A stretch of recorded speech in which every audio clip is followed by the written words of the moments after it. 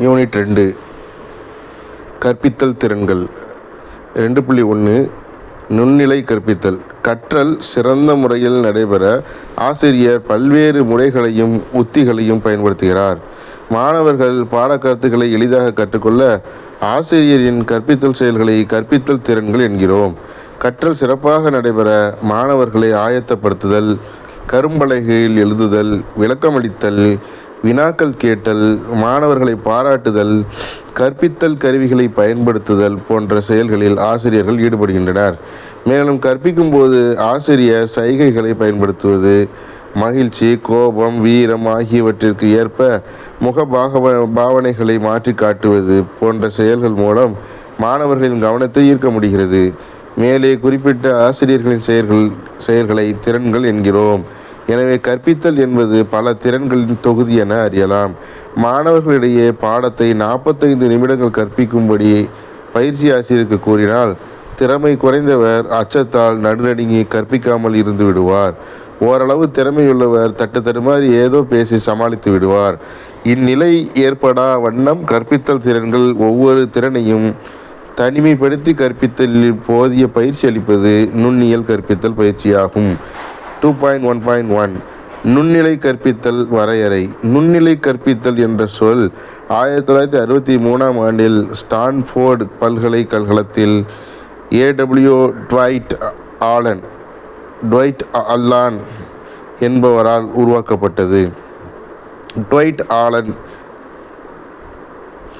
A.W. Alan 1966இல் நுண்ணிலை கற்பித்தல் என்பது வகுப்பு நேரம் மற்றும் வகுப்பு அளவு குறைக்கப்பட்ட கற்பிக்கும் செயல்பாடு என்று கூறுகிறார்.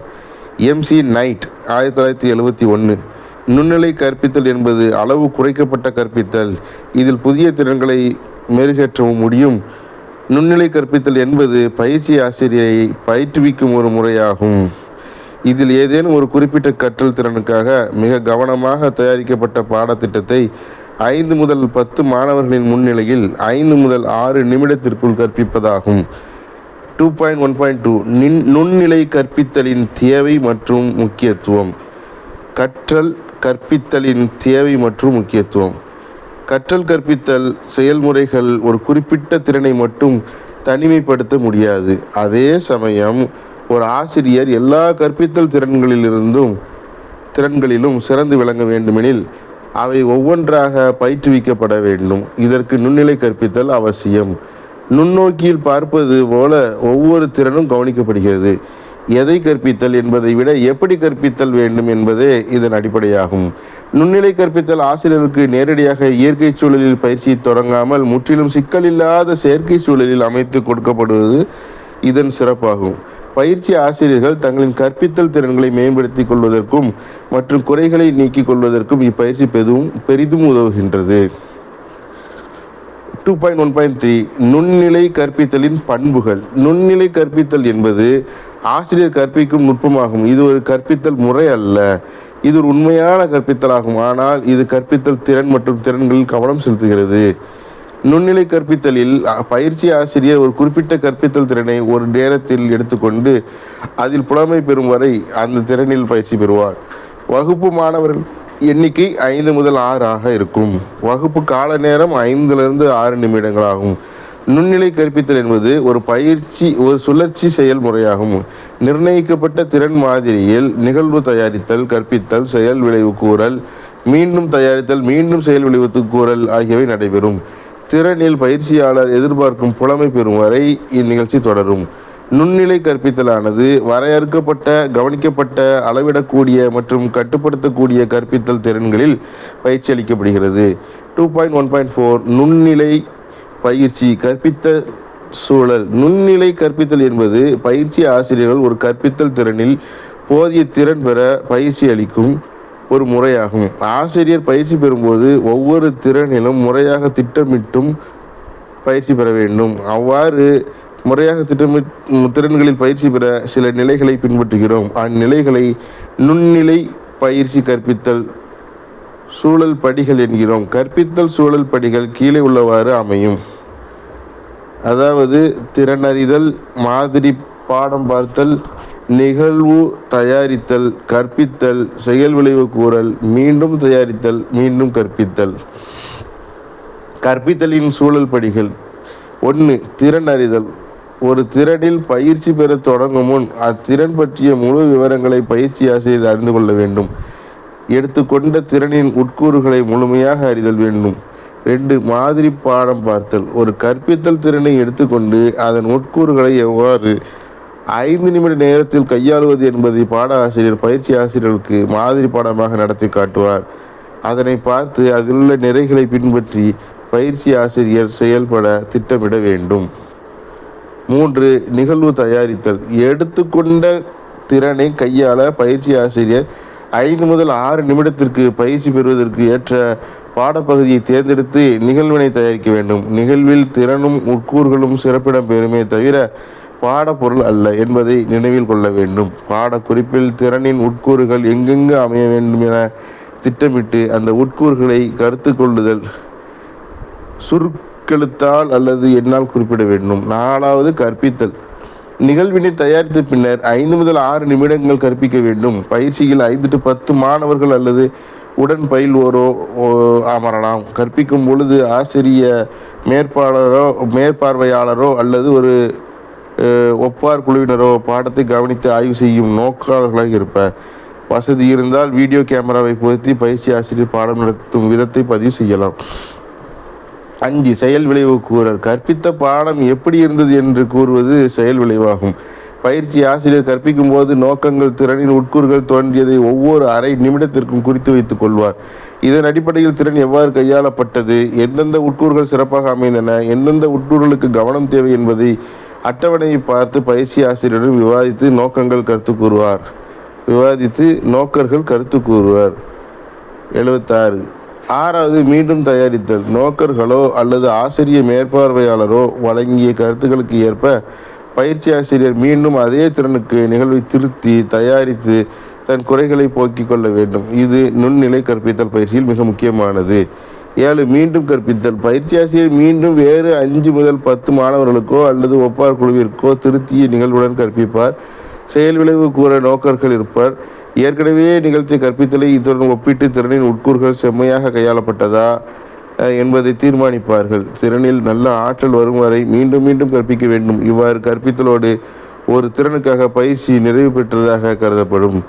2.1.5 நுண்ணிலை கற்பித்தலின் பயன்கள். வகுப்பறை கற்பித்தலில் ஏற்படும் தடுமாற்றங்களை நுண்ணிலை கற்பித்தல் போக்குகிறது. இதனால் பயிற்சி ஆசிரியர்கள் கற்பித்தலில் தன்னம்பிக்கை பெறுகின்றனர். கற்பித்தலில் பல்வேறு திறன்கள் பயன்படுகின்றன என்ற விழிப்புணர்வை நுண்ணிலை கற்பித்தல் பயிற்சி ஆசிரியர்களுக்கு விளக்குவது. நுண்ணிலை கற்பித்தல் பயிற்சியில் பயிற்சி ஆசிரியர் பெறும் செயல் விளைவுகளால் கற்பித்தல் முறையில் நல்ல மாற்றம் ஏற்படுகிறது. நுண்ணிலை பயிற்சியால் கற்பித்தல் என்ற சொல்லின் உண்மையான கருத்தும் விளக்கமும் புரிந்து கொள்ள முடிகிறது. 77. நுண்ணிலை பயிற்சியில் கட்டுப்பாட்டுடன் கூடிய பயிற்சி அதிகமாக உள்ளது. தான் கற்பித்த விதம் எப்படி இருந்தது என்பதை ஆராய வீடியோ மற்றும் ஆடியோ பதிவுகளை பயன்படுத்தலாம். நுண்ணிலை பயிற்சியில் பெற்ற கற்றல் திறன்கள் மூலம் பயிற்சி ஆசிரியர்கள் தங்கள் கற்பித்தல் முறைகளில் திருப்தி அடைகிறார்கள். ஒரே ஒரு திறனை நல்ல ஆற்றல் வரும் வரை திரும்ப திரும்ப கற்பிப்பதால் பயிற்சி ஆசிரியர்களின் கற்பித்தல் திறன் மேம்படுகிறது. 2.1.6 நுண்ணிலை கற்பித்தல் versus வகுப்பு கற்பித்தல். நுண்ணிலை கற்பித்தல் முதல் பாயிண்ட், இது ஒரு ஆசிரியர் பயிற்சி நுட்பம். வகுப்பு கற்பித்தல், இது ஒரு வகுப்பறை கற்பித்தல். 2வது பாயிண்ட், நுண்ணிலையே வகுப்பு அளவு 5 முதல் 10 மாணவர்கள். வகுப்பு அளவு 40 to 40க்கு மேலே. 3வது பாயிண்ட், வகுப்பின் கால அளவு 6லேருந்து 10 நிமிஷம், வகுப்பின் கால அளவு 40லேருந்து 45 நிமிஷம். 4வது பாயிண்ட், 1 அல்லது 2 கற்பித்தல் திறன்களை ஆசிரியர் பயன்படுத்துவார். அதிக அளவு கற்பித்தல் திறன்களை ஆசிரியர் பயன்படுத்துவார். திறனுக்கு முக்கியத்துவம் அளிக்கப்படும். 5வது பாயிண்ட், பாடக்கருத்து முக்கியத்துவம் அளிக்கப்படும். 6வது பாயிண்ட், இது ஆசிரியரை கண்காணிக்கிறது. வகுப்பு கற்பிப்பதில் இப்படிப்பட்ட ஏற்பாடு கிடையாது. 78. 7வது பாயிண்ட், ஆசிரியரின் எல்லா தவறுகளும் கவனிக்கப்படுகிறது. வகுப்பு கற்பித்தலில் இப்படிப்பட்ட ஏற்பாடு கிடையாது. 8வது பாயிண்ட், கற்பித்தலின் பின்னூட்டம் அளிக்கப்படுகிறது. இங்கே வகுப்பு கற்பித்தலில் பின்னூட்டம் அளிக்கப்படுவதில்லை. 9வது பாயிண்ட், பாடத்தை மீண்டும் கற்பிக்க வாய்ப்பு அளிக்கப்படுகிறது. இங்கே மீண்டும் கற்பிக்க வாய்ப்பு அளிக்கப்படுவதில்லை. 10வது, மாணவர்களின் தேவைக்கு இங்கு முக்கியத்துவம் அளிக்கப்படுவதில்லை. இங்கு மாணவர்களின் தேவைக்கு முக்கியத்துவம் அளிக்கப்படுகிறது. 11 மாணவர்களுக்கான வகுப்பறை செயல்களுக்கு அளிக்கப்படுவதில்லை. இங்கு மாணவர்களுக்கு வகுப்பறை செயல்களுக்கு அளிக்கப்படுகிறது. 12 இங்கு ஆசிரியர்களின் படைப்பாற்றல் திறன் குறைகிறது. இங்கு ஆசிரியர்களின் படைப்பாற்றல் திறன் அதிகரிக்கிறது. 13 கட்டுப்படுத்தப்பட்ட சூழலில் மட்டுமே நுண்ணிலை கற்பித்தல் வெற்றி அடையும். வகுப்பு கற்பித்தல் எந்த சூழலில் வெற்றி அடையும். 14 கற்பித்தல் ஒப்பீட்டளவில் எளிமையானது. இங்கு கற்பித்தல் சிக்கலானது. 15 நுண்ணிலை கற்பித்தல் அனைத்து உணர்வு வளங்கள் மற்றும் கற்பித்தல் நுட்பங்கள் மூலம் நடைபெறுகிறது. இங்கு வகுப்பறை கற்பித்தல் பெரும்பாலும் கேட்டல் மற்றும் நினைவு கொண்டு வருதல் மூலம் நடைபெறுகிறது. 79 2.2 கற்பித்தல் திறன்களை அடையாளம் காணுதல். கற்பித்தல் பாட வேளையின் போது ஆசிரியர் திரும்ப திரும்ப பயன்படுத்தும் நடவடிக்கைகள் அல்லது செயல்கள் கற்பித்தல் திறன் என்கிறோம். எடுத்துக்காட்டாக பாடத்தை விளக்குவதில் வினாக்கள் கேட்பது, கரும்பலகையை பயன்படுத்துவது முதலியவை கற்பித்தல் திறன்களாகும். கற்பித்தல் திறன்களில் பண்புகள். கற்பித்தல் திறன்கள் என்பது குறிப்பிட்ட கற்பித்தல் செயல்களாகும். கற்பித்தல் திறன்கள் என்பது வாய்மொழி அல்லது வாய்மொழி அற்ற முறையில் இயல்பாக அமைவதாகும். ஒரு கற்பித்தல் திறன் என்பது நடவடிக்கைகளை அல்லது செயல்களாக இருக்கலாம். வகுப்பறையில் நடைமுறைப்படுத்தும் ஆசிரியரின் செயல்களை உள்ளடக்கியது கற்பித்தல் திறன்களாகும். கற்பித்தல் திறன்கள் தொடர்பு திறன்களை மேம்படுத்தும். வகுப்பறையில் பாடப்பொருளை சிறந்த முறையில் வழங்க கற்பித்தல் திறன்கள் உதவுகின்றன. நுண்ணிலை கற்பித்தல் திறன்கள் மாணவர்களும் கற்றலை நேர்மறையாகவோ அல்லது மறைமுகமாகவோ எளிதில் அளிக்கக்கூடிய கற்பித்தல் முறைகள் அல்லது செயல்கள் கற்பித்தல் திறன்கள் என வரையறுக்கப்படுகின்றன. கற்பித்தல் என்பது பல திறன்களை உள்ளடக்கியதாகும். சிறந்த ஆசிரியராக இருக்க வேண்டுமென்றால் கற்பித்தல் திறன்களில் திறமை பெற்றிருக்க வேண்டும். கற்பித்தல் திறன்களை முதலில் அமெரிக்காவின் கலிபோர்னியாவில் உள்ள ஸ்டான்ஃபோர்டு பல்கலைக்கழகத்தில் ஆசிரியர் பயிற்சியின் போது பயன்படுத்தப்பட்டது.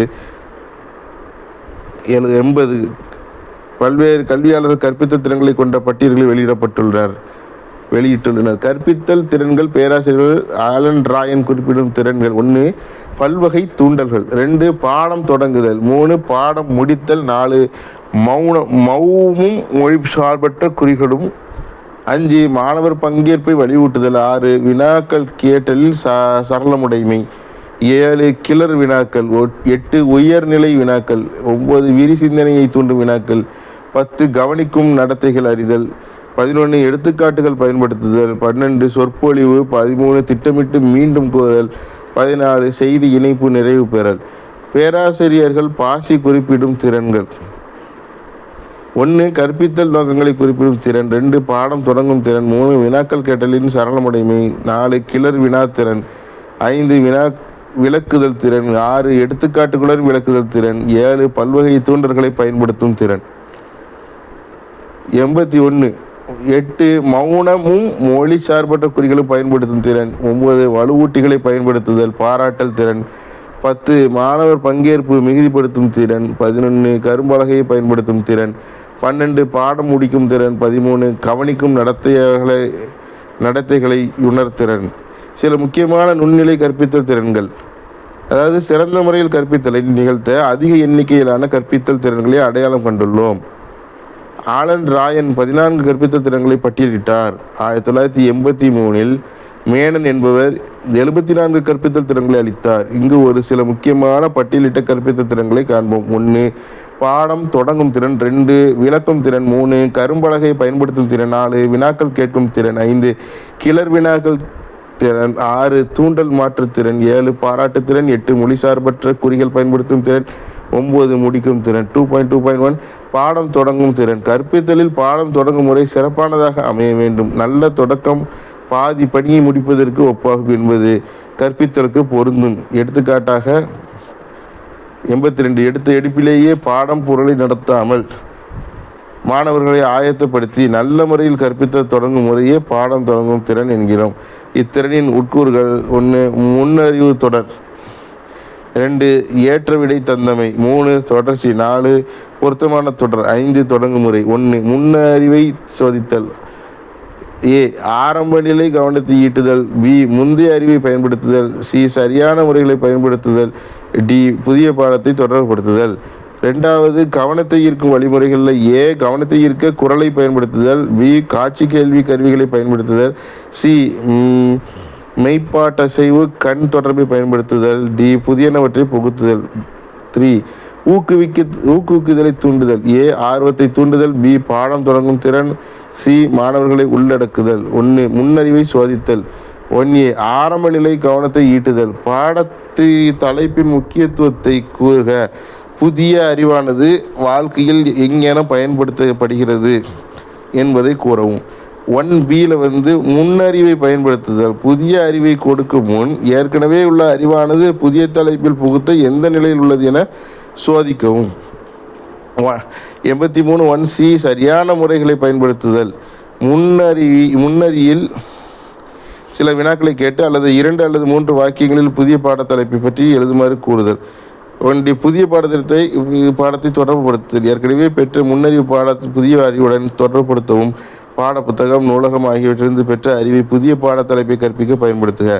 2 கவனத்தை ஈர்க்கும் வழிமுறைகள். 2A கவனத்தை ஈர்க்க குரலை பயன்படுத்துதல்.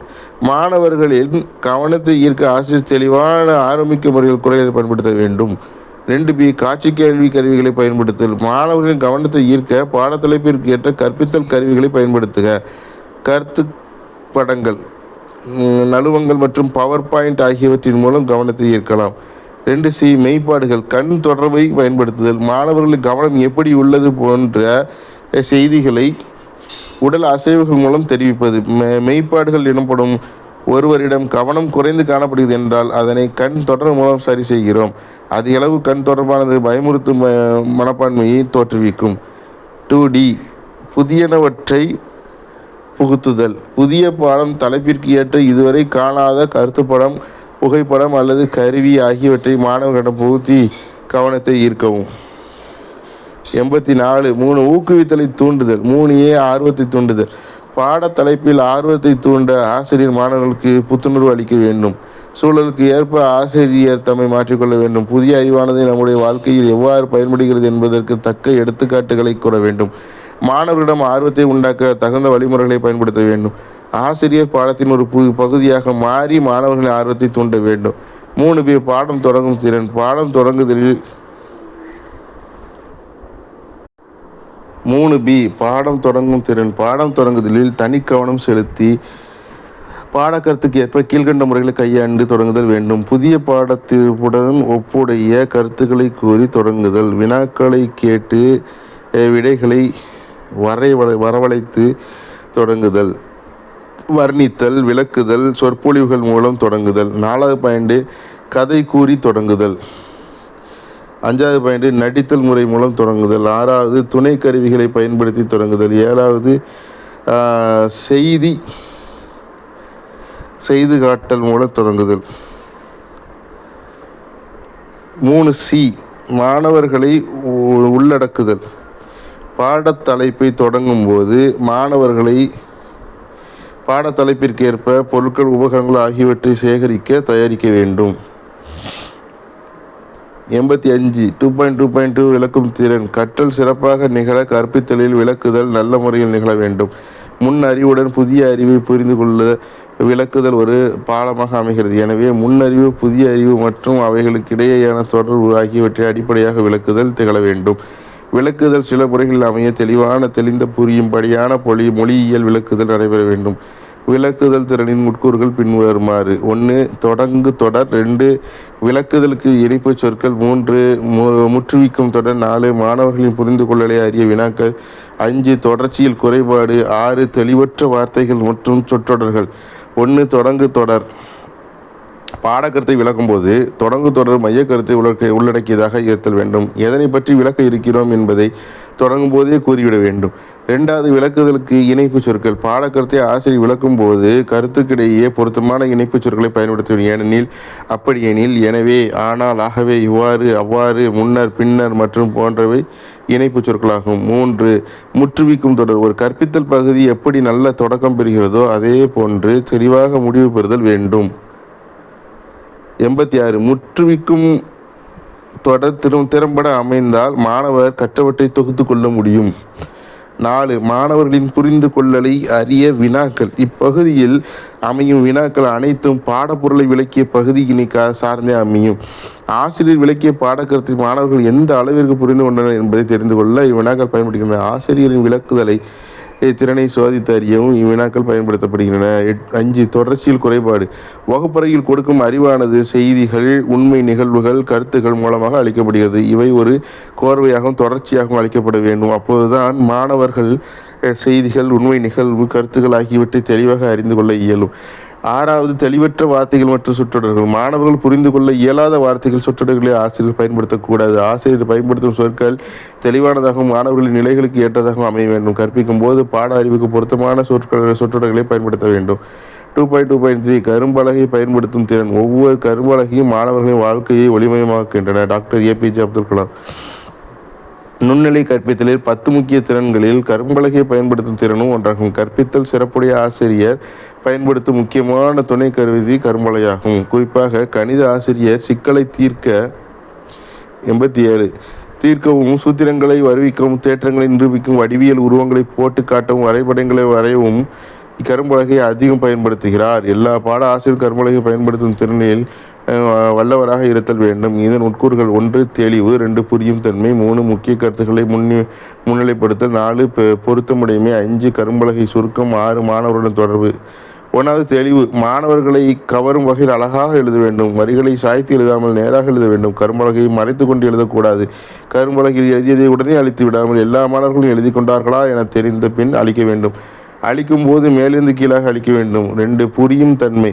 ஆசிரியர் கரும்பலகையில் எழுதும்போது தெளிவாகவும் கடைசியில் அமைந்திருக்கும் மாணவர்களுக்கு தெரியும் வண்ணம் சற்று பெரிய அளவிலான எழுத்துக்களில் எழுத வேண்டும். வார்த்தைகளுக்கிடையேயும் வரிகளுக்கிடையேயும் சம இடைவெளி விட்டு எழுத வேண்டும். அடித்தல் திருத்தல் இல்லாமல் எழுத வேண்டும். எழுத்துக்களும் எண்களும் தெளிவாக எழுத வேண்டும். 88 3 முக்கிய கருத்துக்களை முன்னிலைப்படுத்துதல். கரும்பலகையின் எழுதிய முக்கிய கருத்துக்கள் அல்லது சொற்கள் அடிக்கோடிட்டு முன்னிலைப்படுத்த வேண்டும். கற்பவரின் கவனத்தை ஈர்க்க வண்ண சுண்ணாம்பு கட்டியை பயன்படுத்தலாம். எனினும் அளவுக்கு அதிகமான வண்ண சுண்ணாம்பு கட்டியை பயன்படுத்துவதை தவிர்க்க வேண்டும். 4 பொருத்தமுடைமை. கரும்பலகையில் ஆங்காங்கே துண்டு துண்டாக எழுதாமல் ஒரு வரிசை கிரமத்தில் எழுத வேண்டும். கரும்பலகையை தேவைக்கு ஏற்ப 2 அல்லது 3 பகுதிகளாக கோடுகளாக பிரித்து கொள்ளலாம். எல்லாவற்றையும் கரும்பலகையில் எழுதாமல் தேவையானவற்றை மட்டும் எழுத வேண்டும். முக்கிய கருத்துக்களுக்கு அடிக்கோடு இடலாம் அல்லது வண்ண சுண்ணாம்பு கட்டியை பயன்படுத்தலாம். 5 கரும்பலகை சுருக்கம். வகுப்பில் பாடத்தை முடிக்கும் தருவாயில் ஆசிரியர் அதிக சிரமம் எடுத்துக்கொண்டு கவனத்தோடு கரும்பலகை சுருக்கத்தை எழுத வேண்டும். இது கற்பித்தலை அர்த்தமுள்ளதாகவும் ஆர்வமுள்ளதாகவும் மாற்றும். மாணவர்கள் தாங்கள் கற்றதை ஒரே ஒரு பார்வை மூலம் அறியும் வகையில் கரும்பலகையில் பாட சுருக்கம் அமைய வேண்டும். 6 மாணவர்களுடன் தொடர்பு. கரும்பலகையில் ஆசிரியர் ஒரு ஓரமாக நின்று எழுதும்போது கண் பார்வை கொண்டு மாணவர்களை தொடர்பில் வைத்திருக்க வேண்டும். கற்பவர்களின் இடைவிடையை கட்டுப்படுத்த, ஒழுக்கத்தை பேண மற்றும் கவனத்தை தக்க வைக்க இது அவசியமாகிறது.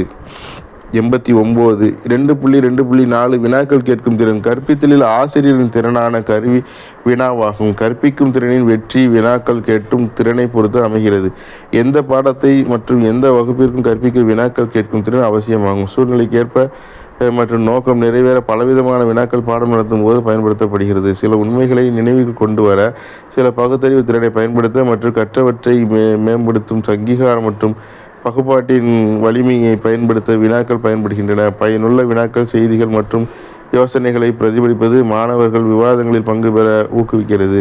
வினாக்கள் கேட்டலின் நோக்கம் சிக்கல் தீர்த்தலுக்கான தர்க்க முறை நடைமுறை வினாக்களாகும். எத்தகைய அறிவினை ஆசிரியர் வழங்க வேண்டும் என்பதை அறிய வினாக்கள் பயன்படுகின்றன. ஒரு வினாவிற்கான ஒன்றுக்கு மேற்பட்ட பதில்களை பெற ஆசிரியர் மாணவர்களை ஊக்குவிக்கிறார்.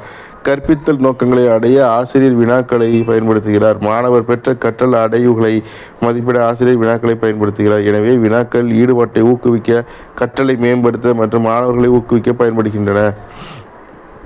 வினாக்கள் கேட்கும் திறன் ஆசிரியருக்கு ஒரு மிக முக்கியமான திறன். ஏன் என்பதை இங்கு காண்போம். மாணவர்களின் அறிவாற்றலை சோதிக்க இது பயன்படுத்துகிறது.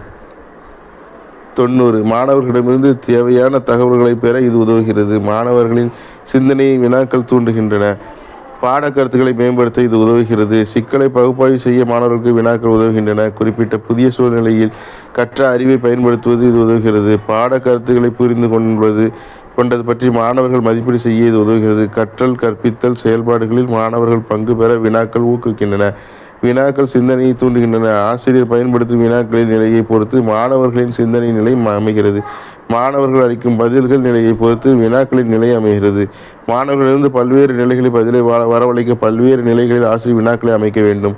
பாடக்கருத்தை கற்பிக்கும் போது பாட தொடர்புடைய வினாக்கள் கேட்கப்பட வேண்டும்.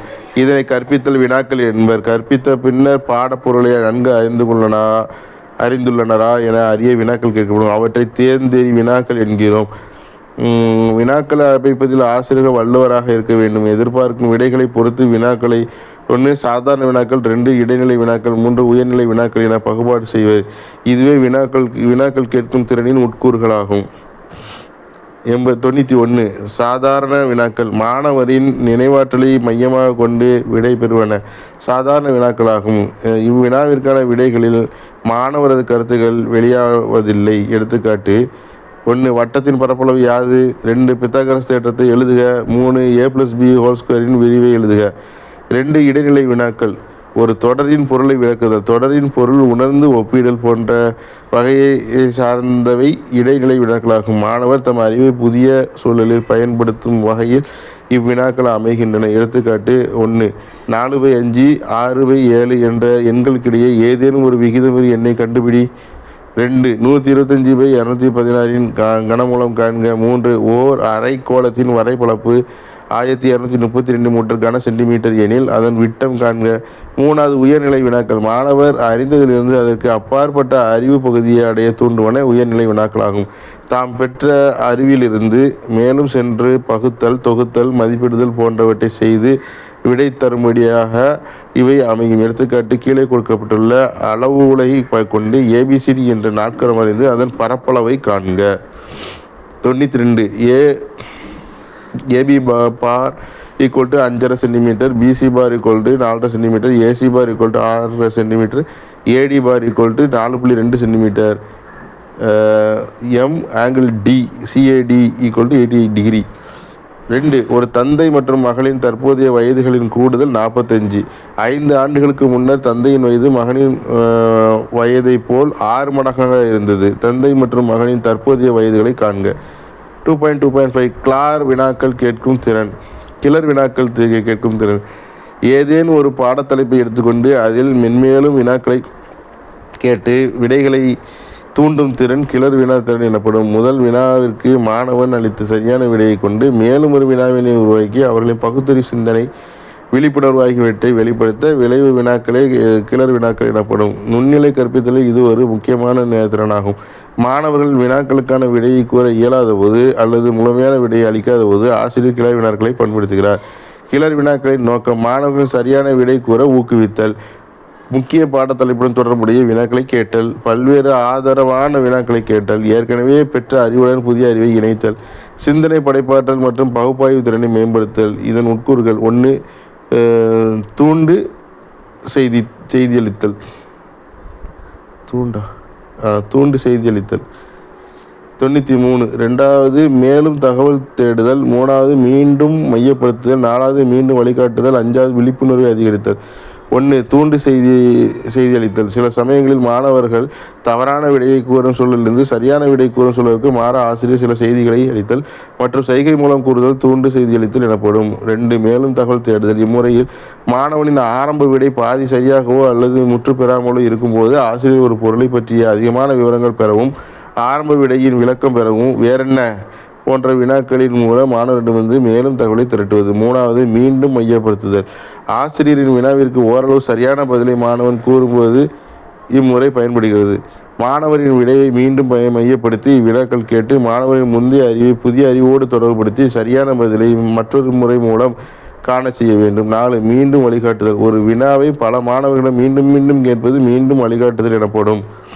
இதன் மூலம் மாணவர் பங்கேற்பு மிகுதியாகிறது, திருப்புதல் நடைபெறுகிறது. முக்கிய வினாவிற்கு ஆசிரியர் இம்முறையை கையாள வேண்டும்.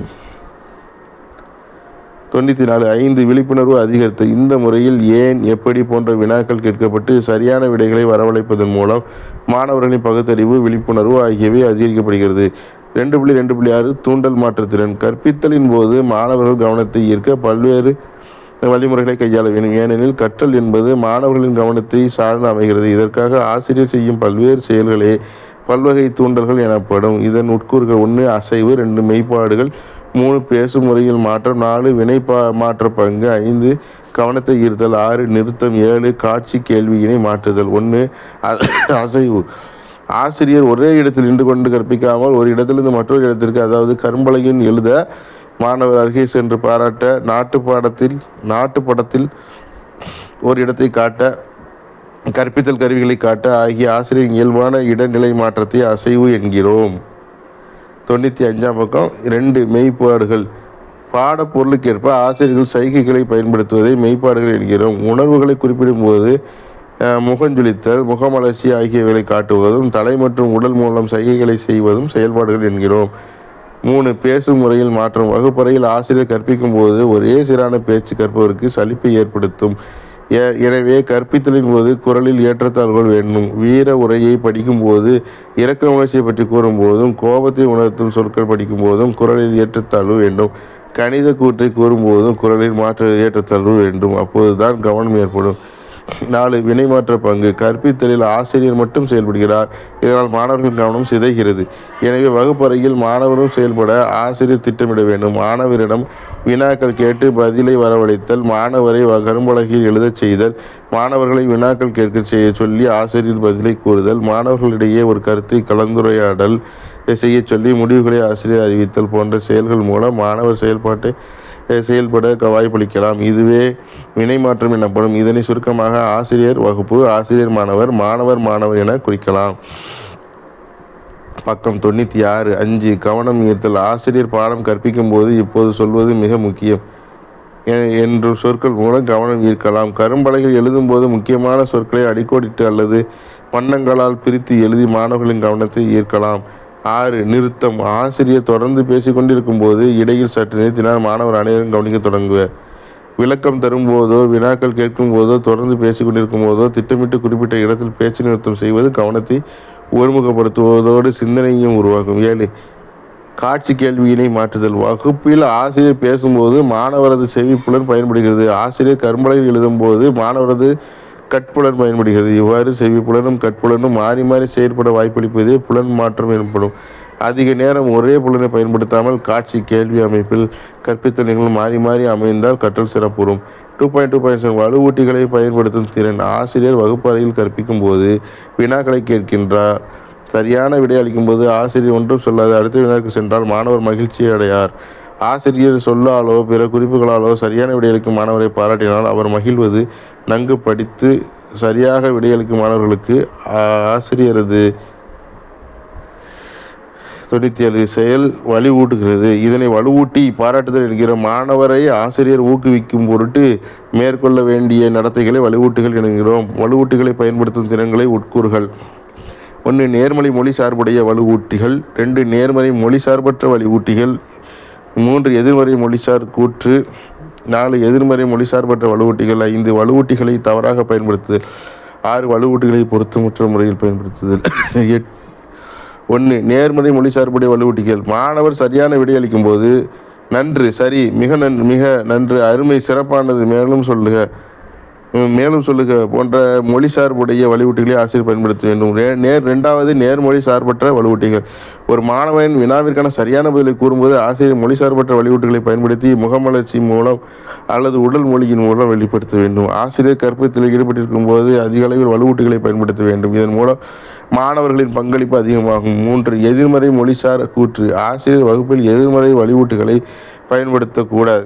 உனக்கு ஒன்றும் தெரியாது, நீ உருப்பட மாட்டாய், உன்னால் தேர்ச்சி பெற இயலாது, நீ முன்னேற்றம் அடைய மாட்டாய் போன்ற எதிர்மறை மொழிசார் கூற்றுகளை வகுப்பில் பயன்படுத்தக்கூடாது. 98. 4 எதிர்மறை மொழி சார்பற்ற வலுவூட்டிகள். எதிர்மறை மொழி சார்பற்ற வலுவூட்டிகளான முகபாவனைகள் மூலம் பயமுறுத்துவது, கோபப்படுத்துவது, பதிலளிக்கும் மாணவர்களிடமிருந்து விலகிச் செல்வது போன்றவர்களை ஆசிரியர் வகுப்பில் பயன்படுத்தக்கூடாது. 5 வலுவூட்டிகளை தவறாக பயன்படுத்து. ஒரு மாணவர்கள் தவறாக பதிலளிக்கும் போது ஆசிரியர் முட்டாள், நிறுத்து, போதும் அல்லது கோபமாக முகத்தை காட்டு போன்ற செயல்களில் ஈடுபடுவது. இப்படி செய்வதால் மாணவனின் மனம் பாதிக்கப்பட்டு அந்த பாடத்தில் உள்ள ஆர்வம் குறையும். 6 வலுவூட்டிகளை பொருத்தமற்ற முறையில் பயன்படுத்துதல். வலுவூட்டிகளை ஆசிரியர் காலம் கடந்தோ அல்லது எப்போதும் பயன்படுத்தக்கூடாது. வலுவூட்டிகளை பொருத்தமற்ற முறையில் பயன்படுத்தும் போது மாணவர்களின் கற்கும் திறன் மற்றும் ஊக்குவித்தல் குறைகிறது. 2.2 மொழி சார்பற்ற குறிகள் பயன்படுத்தும் திறன். செய்திகளை வார்த்தைகளில் நின்றும் வெளிப்படுத்துவது மொழி சார்பற்ற குறிகள் எனப்படும். மொழியின் மூலம் அளிக்கப்படும் செய்திகளை நாம் நிறுத்திவிடலாம். ஆனால் மொழி சார்பற்ற குறிப்புகளை நம்மால் நிறுத்த இயலாது. ஆசிரியர்கள் மொழி சார்பற்ற குறிப்புகளை கீழ்கண்ட காரணங்களுக்காக பயன்படுத்துகின்ற. ஒன்று, வார்த்தைகள் ஒரு எல்லைக்குட்பட்டவை. எண்ணிலடங்காத இடங்களில் வார்த்தைகளால் கூறுவதை விட மொழி சார்பற்ற குறிகள் அதை அதிக பயனுள்ளதாக அமைகின்றன. மொழி சார்பற்ற குறிகள் சக்தி மிக்கவை. அவை நம்முடைய உள்மனதின் உள்ளுணர்வுகளை வெளிப்படுத்துகின்றன. 99. 3. மொழி சார்பற்ற குறிகள் பெரும்பாலும் உண்மையானதாகவே இருக்கும். 4. மொழி சார்பற்ற குறிப்புகள் உணர்வுகள், எண்ணங்கள் ஆகியவற்றை வெளிப்படுத்துகின்றன. 5. அதிக சிக்கலான வாய்மொழி செய்திகளை எளிதாக மொழி சார்பற்ற குறிப்புகள் மூலம் அளிக்கலாம். இத்திறன் உட்கூறுகள்: 1. உடல் மொழி. 2. நெருங்கிய நிலை. 3. தொடுதல். 4. கண் தொடர்பு. 5. செய்திகள் அளிப்பதில் நேரம். 6. மனம். 7. உணர்ச்சிகளை வெளிப்படுத்தல். 1. உடல் மொழி. உடல் அசைவானது சில குறிப்பிட்ட வார்த்தைகளை வெளிப்படுத்தும் தன்மை கொண்டது. பாடப்பொருளை விளக்கவும் மாணவர்களை பாராட்டவும் உடல் மொழியை பயன்படுத்துகிறோம். ஒரு பொருளின் உருவம் அல்லது அளவினை குறிக்க உடல் மொழியை எளிதில் பயன்படுத்தலாம். 2. நெருங்கிய நிலை. ஒரு மாணவனுக்கு செய்தியினை அளிக்க அல்லது சிக்கலான நடத்தை கொண்ட மாணவனை கட்டுப்படுத்த ஆசிரியர் அவர்களை நெருங்கி செய்திகளை மொழி சார்பற்ற குறிகள் மூலம் வழங்குவார். இதனையே நெருங்கிய நிலை என்கிறோம். 3. தொடுதல். பிறரை தொடுதல் மூலம் செய்திகளை அளிப்பது மிகவும் அடிப்படையான முறையாகும். சில நேரங்களில் ஏதேனும் சிக்கல் இருந்தாலும் இம்முறையின் மூலம் செய்திகளை மொழி சார்பற்ற முறை மூலம் அளிக்கின்றோம். 4. கண் தொடர்பு. ஒருவரிடம் ஆர்வம் குறைந்து காணப்பட்டால் நேரிடை கண் தொடர்பு மூலம் அதனை சரி செய்கிறோம். அதிக அளவு கண் தொடர்பானது பயமுறுத்தும் மனப்பான்மையை தோற்றுவிக்கும். 5. செய்திகளை அளிப்பதில் நேரம், காத்திருத்தல் மற்றும் பேச்சு நிறுத்தம் ஆகியவற்றின் மூலம் நாம் மாணவர்களின் கவனத்தை கவர இயலும். ஆசிரியர் பாடம் கற்பித்தலின் போது காத்திருத்தல் மற்றும் பேச்சு நிறுத்துவதற்கு தக்க யூகம் வகித்து செயல்படுத்த வேண்டும். காத்திருக்கும் நேரத்தை அதிகப்படுத்தும் போது மாணவர்களுக்கு கேட்க மற்றும் சிந்திக்க வாய்ப்பளிக்கப்படுகிறது. பிற்பட்ட மற்றும் கூச்ச சுபாவம் உள்ள மாணவர்களுக்கு காத்திருக்கும் நேரத்தை 5 மணித்துளிகள் வரை நீடிக்கலாம். காத்திருக்கும் நேரத்தை அதிகப்படுத்துவதன் மூலம் மாணவர்கள் மேல்நிலை அறிவாற்றல் திறன்களை கொண்டு பதிலளிப்பர். 6. மனதை கொண்டு சில பொருட்களை நம்மால் அடையாளம் காண இயலும். கீழ் வகுப்புகளுக்கு இம்முறை அதிக பயன்படுகிறது. 7. உணர்ச்சிகளை வெளிப்படுத்துதல். மனநிலை. மாணவர்களின் கவனம் அல்லது பங்களிப்பு ஆகியவற்றை அறிந்து கொள்ள மனநிலை உதவுகின்றன. 101. மனநிலையை மாணவர்கள் அமர்ந்திருக்கும் விகிதம், அவர்களின் கை நிலை, உடல், முகமலர்ச்சி ஆகியவற்றின் மூலம் அறியலாம். அழகூட்டுதல். ஆசிரியர்கள் ஒழுக்கமான உடைகளை அணிய வேண்டும். பள்ளியானது ஆசிரியர்களுக்கும் சீருடையை அறிமுகப்படுத்தினால் ஆசிரியர்கள் அதனை கட்டாயமாக அமல்படுத்த வேண்டும். ஆசிரியர்கள் அதிக நகைகளுடன் அல்லது பளபளக்கும் உடைகளுடன் பள்ளிக்கு வருவது கூடாது. உடைகள் நமது கலாச்சாரத்தை பிரதிபலிக்க வேண்டும். முடியழகு கேலியானதாகவோ அல்லது கவர்ச்சியாக இருக்கக்கூடாது. இடம்பெயர்தல். ஆசிரியர் கற்பித்தலில் ஈடுபட்டிருக்கும் போது ஒரே இடத்தில் நிற்கவோ அல்லது அமரவோ கூடாது. அவர் வகுப்பில் ஒரு இடத்திலிருந்து மற்ற இடத்திற்கோ அல்லது மாணவன் அருகில் சென்று மொழி சார்பற்ற குறிகள் மூலம் செய்திகளை தெரிவிக்க இடம்பெயர்தல் பயன்படுகிறது. 2.2.9 முடிக்கும் திறன். ஒரு பாடத்தை சிறப்பான முறையில் கற்பித்த பின் அதனை முடித்து காட்டுவது கற்றலுக்கு சிறப்பாக தோன்றும். அவ்வாறு முடித்து காட்டும் போதுதான் மாணவர்களுக்கு ஒரு மன நிறைவு ஏற்படும். முடிக்கும் திறனின் உட்கூறுகள்: 1. கருத்துக்களை தொடங்குதல், தொகுத்துக்கூறல். 2. புத்தறிவை பயன்படுத்த வாய்ப்பு. 3. முன் அறிவுடன் இணைப்பு. 4. மேலும் கற்றலுக்கு வாய்ப்பு. 5. 1. கருத்துக்களை தொகுத்து கூறல். பாடம் கற்பிக்கும் போது ஆசிரியர் பாட கருத்துக்களை விளக்க பல்வேறு செய்திகளை கூறியிருக்கலாம். பாடம் முடித்த பின்பு பாட கருத்தினை தொகுத்து கூற வேண்டும். அப்போதுதான் நாம் என்ன கற்றுக்கொண்டோம் என்பதை மாணாக்கர் மனதில் கொள்வர். 2. புத்தறிவை பயன்படுத்த வாய்ப்பு. புதிய அறிவை மாணவர்களுக்கு கற்பித்த பின்பு அதை எந்தெந்த சூழ்நிலையில் எப்படி பயன்படுத்த வேண்டும் என்பதை மாணவர்களுக்கு குறிப்பிட்ட எடுத்துக்காட்டுகளை அளிக்க வேண்டும். அப்போதுதான் தான் கற்ற அறிவு எங்கெங்கே பயன்படுகிறது என்பதை அறிந்து கொள்வதோடு பாட அறிவின் முக்கியத்துவத்தை மாணவர் அறிவர். 3. முன்னறிவுடன் இணைப்பு. பாடத்தை நடத்தி முடித்த பின் புதிய அறிவை மாணவர்கள் ஏற்கனவே பெற்ற அறிவுடன் தொடர்புபடுத்த வேண்டும். இவ்வாறு தொடர்புபடுத்தும் போது புதிய அறிவு தெளிவாக அறிந்து கொள்ள முடிகிறது. மாணவர் அறிவில் வளர்ச்சி அடைந்ததாக உணர முடியுமே. 4. மேலும் கற்றலுக்கு வாய்ப்பு. மாணவர் பெற்ற புதிய அறிவானது அடுத்து பெறப்போகும் அறிவோடு தொடர்புபடுத்துதல் வேண்டும். இதன் தொடர்ச்சியாக இன்னென்ன கருத்துக்களை மேலும் அறிந்து கொள்வீர்கள் என கூறும்போது மாணவர்கள் மேலும் கற்றலுக்கு ஆயத்தமாகின்றனர். 2.2.10 நுண்ணிலை கற்பித்தலின் நன்மைகள். 1. வகுப்பறை கற்பித்தலில் ஏற்படும் தடுமாற்றங்களை நுண்ணிலை கற்பித்தல் போக்குகிறது. இதனால் பயிற்சி ஆசிரியர்கள் கற்பித்தலில் தன்னம்பிக்கை பெறுகின்றனர். 2. கற்பித்தலில் பல்வேறு திறன்கள் பயன்படுகின்றன என்ற விழிப்புணர்வை நுண்ணிலை கற்பித்தல் பயிற்சி ஆசிரியருக்கு விளக்குகிறது. 103 நுண்ணிலை கற்பித்தல் பயிற்சி ஆசிரியர் பெறும் செயல் விளைவுகளால் கற்பித்தல் முறையில் நல்ல மாற்றம் ஏற்படுகிறது. 4. நுண்ணிலை பயிற்சியால் கற்பித்தல் என்ற சொல்லின் உண்மையான கருத்தும் விளக்கமும் புரிந்து கொள்ள முடிகிறது. 5. நுண்ணிலை பயிற்சியில் கட்டுப்பாடுடன் கூடிய பயிற்சி அதிகமாக உள்ளது. 6. தான் கற்பித்த விதம் எப்படி இருந்தது என்பதை ஆராய வீடியோ மற்றும் ஆடியோ பதிவுகளை பயன்படுத்தலாம். 7. நுண்ணிலை பயிற்சியில் பெற்ற கற்றல் திறன்கள் மூலம் பயிற்சி ஆசிரியர்கள் தங்கள் கற்பித்தல் முறைகளில் திருப்தி அடைகிறார்கள். 8.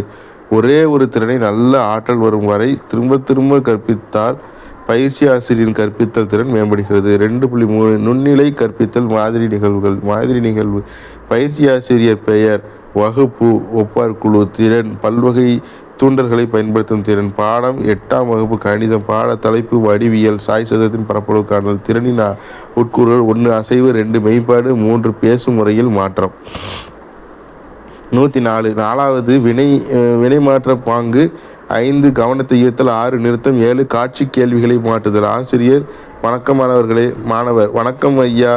ஆசிரியர்: இன்று சாய் சதத்தின் பரப்பிற்கான சூத்திரம் என்ன என்பதை காண்போம். ஆசிரியர் கரும்பலகைக்கு சென்று தலைப்பை எழுதுதல். 1வது ஆசிரியர்: ராமு கரும்பலகைக்கு சென்று சாய் சதத்தின் படத்தை ராமு சாய் சதத்தில் வரைந்து அதற்கு ABCD என பெயரிட்டான். 105 ஆசிரியர் கரும்பலகையில் உள்ள படத்தை பார். சாய் சதுரத்தின் பரப்பளவானது ஆங்கிள் ABC மற்றும் ஆங்கிள் ACDயின் பரப்பளவுக்கு சமமாகும். ஆங்கிள் ABCயின் பரப்பளவு 3. ஆங்கிள் ABCயின் பரப்பளவு என்ன? மாணவர்: ஆங்கிள் ABCயின் பரப்பளவு ½ ஆசிரியர் மாணவர் அருகில் சென்று ஹைச்சின் அளவை எப்படி காண்பாய்? மாணவர்: குத்துயரம் வரைந்து காணலாம்.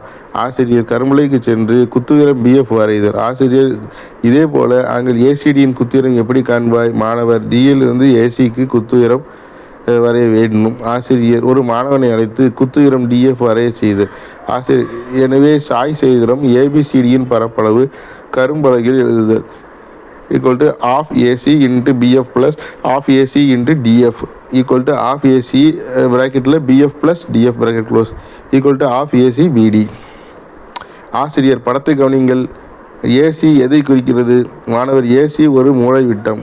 ஆசிரியர்: BD எதை குறிக்கிறது? மாணவன்: BD மற்றொரு மூலைவிட்டம். ஆசிரியர்: ஆகையால் சாய் சதுரத்தின் பரப்பளவு equal to ½ D1 into D2. 106 நுண்ணிலை கற்பித்தல் மாதிரி நிகழ்வு 2. பயிற்சி ஆசிரியர், வகுப்பு, ஒப்பார் குழு, திறன், பாடம் தொடங்கும் திறன். பாடம் 9ஆம் வகுப்பு கணிதம். பாடத்தலைப்பு முக்கோணவியல் விகிதங்கள். 4 திறனின் உட்கூறுகள். 1 முன்னறிவை சோதித்தல். 2 கவனத்தை ஈர்க்கும் வழிமுறைகள். 3 ஊக்குவித்தலை தூண்டுதல். ஆசிரியர்: வணக்கம் மாணவர்களே. மாணவர்கள்: வணக்கம் அம்மா. ஆசிரியர்: ஒரு முக்கோணத்திற்கு எத்தனை பக்கங்கள் உள்ளன? மாணவர்கள்: 3 பக்கங்கள் உள்ளன. ஆசிரியர்: பக்க அடிப்படையில் முக்கோணத்தின் வகைகள் என்னென்ன? மாணவர்கள்: சமபக்க முக்கோணம், இருசமபக்க முக்கோணம், அசமபக்க முக்கோணம். ஆசிரியர்: கோண அடிப்படையில் முக்கோணத்தின் வகைகள் என்ன? மாணவர்கள்: செங்கோண முக்கோணம், குறுங்கோண முக்கோணம், விரிகோண முக்கோணம். ஆசிரியர்: செங்கோணம் என்றால் என்ன? மாணவர்கள்: கோண அளவு 90 டிகிரியாக உள்ள கோணம் செங்கோண முக்கோணம் எனப்படும். 107 ஆசிரியர்: ஒரு செங்கோண முக்கோணத்தின் எந்த பக்கம் அதிக நீளம் உள்ளதாக இருக்கும்? மாணவர்கள்: 90 டிகிரிக்கு எதிராக உள்ள பக்கம் அதிக நீளம் உள்ளதாக இருக்கும். ஆசிரியர்: அப்பக்கத்திற்கு பெயர் என்ன? மாணவர்கள்: கர்ணம். ஆசிரியர்கள் கரும்பலகையில் செங்கோண முக்கோணத்தை வரைந்து கோண அளவுகளை குறிக்கிறார். ஆசிரியர்: ஆங்கிள் Bயின் கோண அளவு என்ன? மாணவர்கள்: 90 டிகிரி. ஆசிரியர்: பித்தாகரஸ் தேற்றத்தை கூறுக. மாணவர்கள்: ஒரு செங்கோண முக்கோணத்தின் கர்ணத்தின் மீது அமையும் சதுரத்தின் பரப்பளவு மற்ற இரு பக்கங்கள் சதுரங்களின் பரப்பளவின் கூடுதலாக சமம். ஆசிரியர்: கரும்பலகையில் உள்ள செங்கோண முக்கோணத்தின் ஆங்கிள் Cயின் கோண அளவு என்ன? மாணவர்கள்: தீட்டா. ஆசிரியர்: தீட்டாவின் எதிர்பக்கம் எது?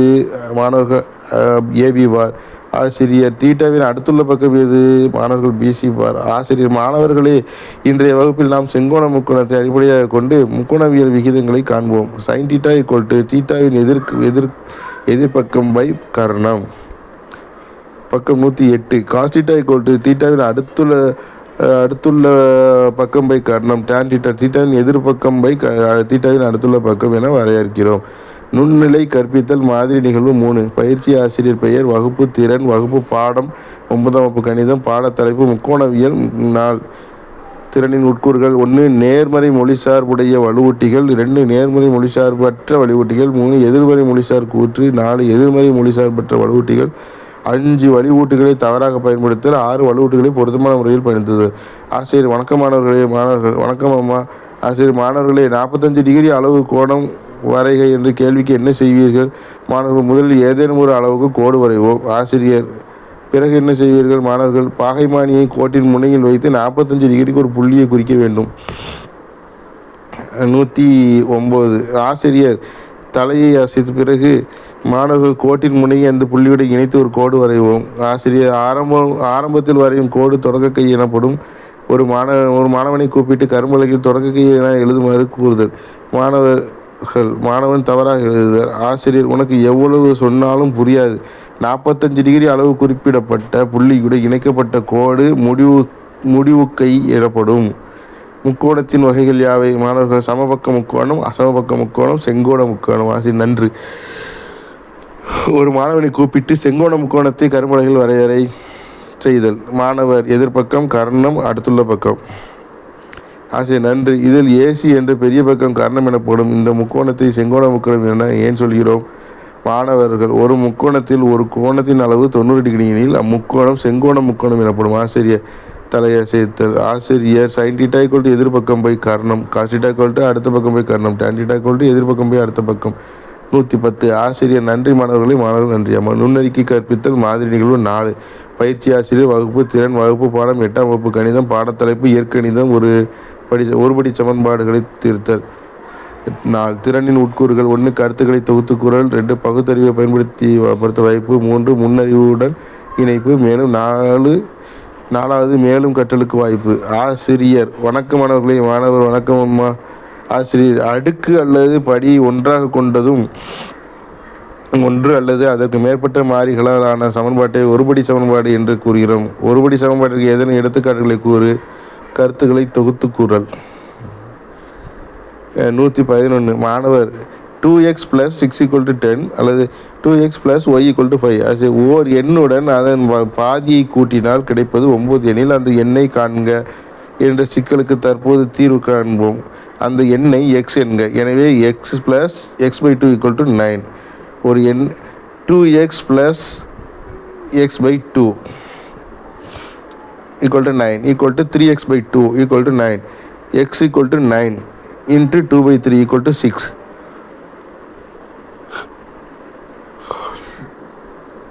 புத்தறிவை பயன்படுத்த வாய்ப்பு. அதாவது மாணவர் ஒரு நபர் ஒரு மகிழுந்தை ரூ. 2,00,000 விற்பனை செய்ததன் மூலம் 20% நட்டமடைந்தார் எனில் மகிழுந்தின் அடக்க விலையாது என்ற சிக்கலின் தீர்வை இப்போது காண்போம். மகிழுந்தின் அடக்க விலையை x என்க. நட்டம் 20% = 20/100 x × 20/100 x/5. அடக்க விலை மைனஸ் நட்டம் விற்பனை விலை. x - x/5 = 2,00,000.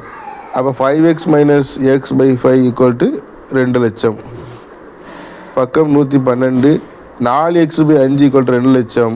x = 2,00,000 × 5/4 = 2,50,000. எனவே மகிழுந்தின் அடக்க விலை ரூ. 2,50,000 ஆகும். ஆசிரியர் ஒருபடி சமன்பாடுகளை தீர்த்தலை தொடர்ந்து அடுத்த வகுப்பில் x² + 5 = 14 போன்ற இருபடி சமன்பாடுகளை தீர்க்கும் முறைகளை அறிந்து கொள்வீர்கள்.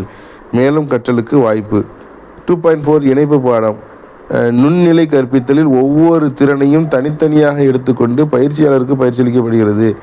இவ்வாறு தனித்தனியாக பயிற்சி செய்யப்பட்ட திறன்கள் வகுப்பு கற்பித்தலில் ஒன்று சேர்க்கப்படுகின்றன. நுண்நிலை கற்பித்தலில் பாடக்கருத்தை விட கற்பித்தல் திறனுக்கு முக்கியத்துவம் தரப்படுகிறது.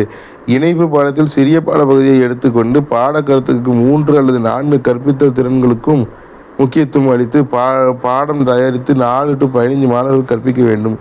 இவ்வாறு 10 முதல் 15 மாணவர்களுக்கு கற்பிக்க வேண்டும். இவ்வாறு சில பாடப்பகுதிகளில் இணைப்பு பாடம் நடத்த பயிற்சி ஆசிரியர்களுக்கு பயிற்சி அளித்து அதன் பின் வகுப்பு கற்பித்தலுக்கு அனுப்பினால் கற்பித்தல் சிறப்பாக அமையும். இணைப்பு பாடம் வகுப்பு கற்பித்தலுக்கு முன்னோடியாக அமைகிறது. 113. நுண்ணிலை கற்பித்தல் இணைப்பு பாடம் வகுப்பு கற்பித்தல். நுண்ணிலை கற்பித்தல் இணைப்பு பாடம் வகுப்பு இணைப்பு பாடத்திட்டத்தை வடிவமைத்தல். இணைப்பு பாடத்திட்டத்தை வடிவமைக்க கீழ்கண்ட படிநிலைகளை பயன்படுத்தப்படுகின்றன. பாடக்கருத்து தலைப்பை தேர்ந்தெடுத்தல், 2 பாட நோக்கங்களை அமைத்தல், 3 தேவையான கற்பித்தல் பொருட்கள், 4 பாடத்தலைப்பின் முக்கிய குறிப்புகள், 5 பயன்படுத்தும் கற்பித்தல் திறன்கள், 6 கற்பித்தல் வழிமுறைகள். 1 பாடக்கருத்து தலைப்பை தேர்ந்தெடுத்தல். என்ன கற்பிக்க வேண்டும் என்பதனை முதலில் தேர்ந்தெடுக்க வேண்டும். இது பாடத்திட்டத்தில் உள்ள ஒரு அலகு தலைப்பை அடிப்படையாக கொண்டு அமைய வேண்டும். எந்த வகுப்பிற்கு பாடத்தலைப்பை நடத்த வேண்டும் மற்றும் அதற்கான கால அளவை அறிந்து கொள்ள வேண்டும். 2 பாட தேக்கங்களை அமைவது நோக்கங்களை அமைவது. தாங்கள் எதனை கற்பிக்க நினைக்கிறீர்களோ அதனை பாடத்தலைப்பானது உறுதி செய்ய வேண்டும். தெளிவான குறிப்பிடத்தக்க பாட நோக்கங்களை வரையறுக்கணும். பாடத்திட்டத்தின் வெளிப்பாடு நோக்கங்களை கொண்டிருக்க வேண்டும். ஒரு பாடத்தலைப்பானது ஒன்றோ அல்லது அதற்கு மேற்பட்ட நோக்கங்களை கொண்டதாகவோ அடையலாம். 3 தேவையான கற்பித்தல் பொருட்கள். பாடத்தலைப்பை திறம்பட போதிக்க என்னென்ன பாடப்பொருட்கள் தேவை என்பதை அறிந்து அதனை முன்கூட்டியே தயாரித்து கொள்ள வேண்டும். பாடத்தலைப்பை போதிக்க தேவையான அனைத்து பொருட்களும் உள்ளனவா என உறுதி கொள்ள வேண்டும். பவர் பாயிண்ட் மூலம் தகவலை அளித்தல், கருத்து படங்கள் பாடப்பொருட்கள் தலைப்பை கற்பிக்க உதவியாக இருக்கும். 4 பாடத்தலைப்பின் முக்கிய கருத்துக்கள். வரிசை முறையில் போதிக்க வேண்டிய முக்கிய பாடம் கருத்துக்களை எழுதி வைத்துக் கொள்ளுதல். 5 பயன்படுத்தும் கற்பித்தல் திறன்கள். குறுநிலை பாடத்திட்டத்தை கற்பிக்கும் போது பயன்படுத்த வேண்டிய கற்பித்தல் திறன்களை குறித்து வைத்துக் கொள்க. 6 கற்பித்தல் வழிமுறைகள். ஊக்குவித்தல், எடுத்துக்கூறல், இடைவினை, மீளச் சிந்தித்தல், தொகுத்து கூறுதல். 115 ஊக்குவித்தல் புதிய அறிவை பெறுவதற்கு சூழ்நிலையை உருவாக்குகிறது. அதன் பயன்களை கூறுவது ஊக்குவித்தலாகும். மாணவனின் மனநிலை புதிய அறிவை பெறுவதற்கு ஆயத்தப்படுத்த வேண்டும். 1 புதிய அறிவை பெற முந்தைய அறிவை சோதித்தல். 2 முந்தைய அறிவை புதிய அறிவை தொடர்புறுத்தல். 3 புதிய உத்திகளை பயன்படுத்தி மாணவர்களின் கவனத்தில் ஈர்த்தல். 4 பாடத்தின் நோக்கங்களை கூறுதல். எடுத்துக்கூறல்.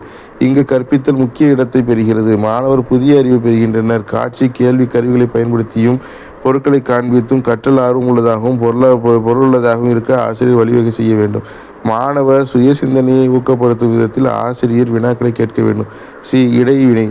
வகுப்பில் கற்பித்தல் நடந்து கொண்டிருக்கும் போது உண்டாகும் ஆசிரியர் மாணவர் உரையாடல்கள் இடைவினை எனப்படும். இடைவினை கற்பித்தல் நோக்கங்களுடைய அடைய வழிவகுக்கும். மீள சிந்தித்தல். ஒரு ஆசிரியரின் சுய மதிப்பீடு மற்றும் சுய உற்று நோக்கல் வழிமுறைகள் மீள சிந்தித்தல் எனப்படும். வகுப்பில் என்ன நடைபெறுகிறது என்ற தகவல் சேகரித்து அதனை பகுத்து அதன் மூலம் பெரும் மதிப்பீடு மீள சிந்தித்தலாகும். நம்முடைய 116 வெற்றி தோல்விகளை இதன் மூலம் இனம் காண முடிகிறது. இது நம்முடைய கற்பித்தல் முறைகளை மாற்றிக்கொள்ளவும் கற்பித்தலின் முன்னேற்றம் காணவும் உதவுகிறது. மீள சிந்தனை ஆசிரியர் சுயமாகவோ உடன் பணியாற்றும் ஆசிரியர் மூலமாக அல்லது மாணவர்கள் மூலமாக அறியலாம். காட்சி கேள்வி கருவிகள் உதவியோடு வகுப்பு கற்பித்தலை படம் பிடித்து அதன் மூலம் மீள சிந்தனை அறிந்து கொள்ளலாம். தொகுத்து கூறுதல். ஒரு பாடப்பொருளை சிறப்பான முறையில் கற்பித்து பின்பு அதனை அதே வழியில் முடித்தலும் நன்று. அப்போதுதான் மாணவர்கள் சந்தோஷமாகவும் திருப்தியாகவும் இருப்பர். பாட இறுதியில் நடத்திய பாடப்பகுதியின் முக்கிய கருத்துக்களை விரைவாக திருப்புதல் வேண்டும். இணைப்பு பாட கற்பித்தல் பயிற்சி. இணைப்பு பாடம் கற்பித்தலுக்கான கருத்து. தனித்தனியான திறன்களை அடையாளம் காணுதல். ஒவ்வொரு திறனிலும் பயிற்சி. திறன்களை இணைத்தல். எல்லா திறன்களின் பயன்பாடு. இணைப்பு பாடத்திட்டம் என்பது ஒன்றோ அல்லது ஒன்றுக்கு மேற்பட்ட திறன்கள் அல்லது பாடக்கருத்தை இணைத்து கற்பித்தலாகும். இக்கற்பித்தல் பெரிய பாடத்திட்டத்தை நடத்த உதவி புரியும். குறிப்பிட்ட திறனை சோதிக்க, ஒரு பாடத்தலைப்பில் ஆர்வத்தை உண்டாக்க, வினாக்களை உருவாக்க அல்லது கற்பித்தல் முறைகளை பயன்படுத்த குறுநிலை பாடத்திட்டம் பயன்படுகிறது. இணைப்பு பாடமானது ஒரு பாடக்கருத்தை தெரிவிக்க அடிக்கடி பயன்படுத்தும் பயிற்சி வழிமுறைகளை அறிந்து கொள்ள 17 கற்பித்தல் கலையை தெரிந்து கொள்ள பயன்படுகிறது. அதிக நேரத்தை செலவழிக்காமல் தக்க திறன்களை கற்பித்தலில் பயன்படுத்தும் வழிமுறைகளை சிறிய பாடமானது அளிக்கிறது. இணைப்பு பாடமானது குறுகியதாகவும் அதற்கான காலம் 15 முதல் 20 மணித்துளிகளாகும். இங்கு பயிற்சி மாணவர்கள் பாடத்தலைப்பை அறிமுகப்படுத்துகின்றனர், தலைப்பை மாணவர்களுடன் கலந்துரையாடல் செய்கின்றனர், அதிக எடுத்துக்காட்டுகளை அளிக்கின்றனர், மேலும் என்ன கற்பித்தோம் என்பதனை அறிந்து கொள்கின்றனர். இணைப்பு கற்பித்தலை சிறிய குழுவிற்கோ வகுப்பிற்கோ அல்லது தனி மாணவனுக்கோ அளிக்கலாம். 3.6 இணைப்பு பாடத்திட்டத்தில் பயிற்சி பெறுதல். இணைப்பு பாடத்திட்டத்தின் படிவம். பயிற்சியாளரின் பெயர், தேதி, வகுப்பு மற்றும் பிரிவு, பாடம், கணிதம், அலகு, பாடத்தலைப்பு, கற்பித்தல் நோக்கங்கள் 1-3, பாடத்திட்ட குறிப்பு 1-2, பயன்படுத்தும் கற்பித்தல் திறன்கள். 118 இணைப்பு பாடம் பாடத்திட்டம். மாணவ ஆசிரியர் பெயர், தேதி, வகுப்பு மற்றும் பிரிவு, 8ஆம் வகுப்பு சி. பாடம் கணிதம், அலகு, வாழ்வியல் கணிதம். தலைப்பு கூட்டு வட்டி. கற்பித்தல் நோக்கங்கள். கூட்டுறவு வட்டி பற்றிய அறிவை பெறுதல். 2 தனி வட்டிக்கும் கூட்டு வட்டிக்கும் உள்ள வேறுபாட்டை கூறுதல். 3 கணக்கிடும் திறனை மேம்படுத்த தேவையான வளமூலங்கள். தனி வட்டிகளை சூத்திரத்தை எடுத்துரைக்கும் கருத்து பாடம். பாடப்பொருள் உள்ளடக்கம் ஆயத்தப்படுத்த தனி வட்டி எடுத்துக்காட்டு கூட்டு வட்டிக்கான பொருள் தொகுத்து கூறுதல். பயன்படுத்தும் கற்பித்தல் திறமைகள். 1 பாடம் தொடங்கும் திறன். 2 விளக்கும் திறன். 3 கரும்பலகை பயன்படுத்தும் திறன். 4 வினாக்கள் கேட்கும் திறன். 5 கிளர் வினாக்கள் திறன். 6 தூண்டுதல் வினாக்கள் திறன் தூண்டு மாற்ற திறன். 7 பாராட்டு திறன். 8 மொழி சார்பற்ற குறிகள் பயன்படுத்தும் திறன். 9 முடிக்கும் திறன். கற்பவரிடம் உள்ள முந்தைய அறிவு. தனி வட்டியை கணக்கிடும் முறை. 119 பாடப்பொருள் அல்லது கருத்து நடத்தை செயல்களை குறிப்பிடுதல். கற்றல் அனுபவங்கள் மதிப்பீடு. ஆரம்ப நிலை செயல்பாடுகள். ஆயத்தப்படுத்துதல். 1 PNR/100. P அசல். N காலம். R வட்டி வீதம். தனி வட்டிக்கான சூத்திரம் யாது? PNR என்றால் என்ன? வளர்ச்சிக்கான செயல்கள். முன்னிலைப்படுத்த. இன்று நாம் கூட்டு வட்டி பற்றி அறிந்து கொள்வோம். அசல் மற்றும் வட்டிக்கு வட்டி கணக்கிடுவது கூட்டு வட்டி எனப்படும். கூட்டு வட்டி என்றால் என்ன? எடுத்துக்காட்டு. விஜய் ரூ.5000 ஒரு நிதி நிறுவனத்தில் 2 ஆண்டுகளுக்கு முதலீடு செய்கிறார். விஜய் ரூ.5000 ஒரு நிதி நிறுவனத்தில் 2 ஆண்டுகளுக்கு முதலீடு செய்கிறார். வட்டி வீதம் 10%. 20 ஆண்டுகளுக்கு பிறகு 2 ஆண்டுகளுக்கு பிறகு அவர் பெறும் மொத்த வட்டி மற்றும் மொத்த தொகை யாது? சூத்திரத்தை பயன்படுத்தி முதல் ஆண்டு வட்டியை கணக்கிடுதல். 1 PNR/100. 5000 ரூபாய் × 1 × 10% = 500. கூட்டு வட்டியில் 500. பாடப்பொருள். பாட நிறைவு நடவடிக்கைகள். நடத்தை செயல்களை குறிப்பிடுதல். பிரதிபலித்தல். கற்றல் அனுபவங்கள். கூட்டு வட்டி மதிப்பீடு. பயனாளர்கள் அதிக பயனளிப்பது தனி வட்டியா கூட்டு வட்டியா? தொகுத்து கூறல். கால அளவு அதிகமாகும் போது மேற்கொண்ட முறை நீண்டு காணப்படும். எனவே கூட்டு வட்டிக்கான சூத்திரத்தை அடுத்த வகுப்பில் காண்போம். இணைப்பு பாடம். மாதிரி நிகழ்வு. தலைப்பு வாழ்வியல் கணிதம். கூட்டு வட்டி. ஆசிரியர். வணக்கம் மாணவர்களே. வணக்கம் அம்மா. தனி வட்டிக்கான சூத்திரம் என்ன? I = PNR. பாடம் தொடங்கும் திறனை PNR = 100. PNR எதனை குறிக்கிறது? கிளர் வினாத்திறன். விழிப்புணர்வை அதிகரித்தல். I = PNR என்ற சூத்திரத்தை கொண்டு கணக்கிடலாம். I = 5000 × 1 × 10 × 10/100 ரூ. அசல் ரூ.5000. முதலாண்டு வட்டி ரூ.500. எனவே இரண்டாம் ஆண்டு அசல் ரூ.5500. 2ஆம் ஆண்டிற்கான வட்டி எவ்வளவு என்பதை கரும்பலகையில் எழுதுக. பாடம் விளக்கும் திறன். I = 5500 × 1 × 10/100 = 550. ஆசிரியர். 2 ஆண்டுகளுக்கு மொத்த வட்டி எவ்வளவு?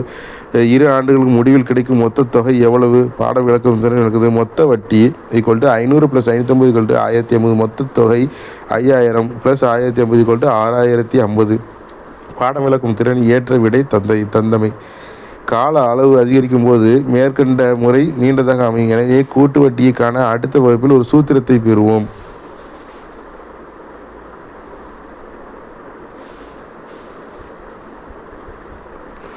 124 நுண்ணிலை கற்பித்தல். இணைப்பு பாடம் மற்றும் வகுப்பு கற்பித்தலுக்கு உள்ள வேறுபாடு.